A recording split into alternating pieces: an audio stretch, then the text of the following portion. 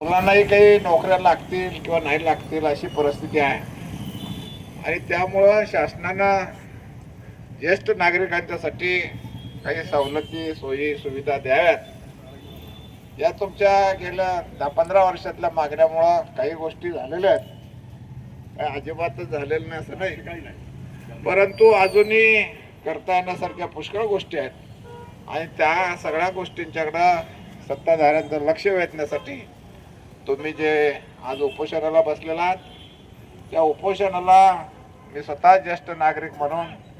महाराष्ट्राचा शेतकरी संघटनेचा अध्यक्ष, देशातल्या सगळ्या शेतकरी संघटनांचा एक अध्यक्ष म्हणून सर्व शेतकऱ्यांच्या वतीनं आपल्या मागण्यांना पाठिंबा देत आहे आणि आपल्या मागण्या सरकारने मान्य करायला पाहिजेत. म्हातारी माणसं काय करतात हे जर का तुम्हाला वाटत असेल हे करून करून काय करणार आहेत,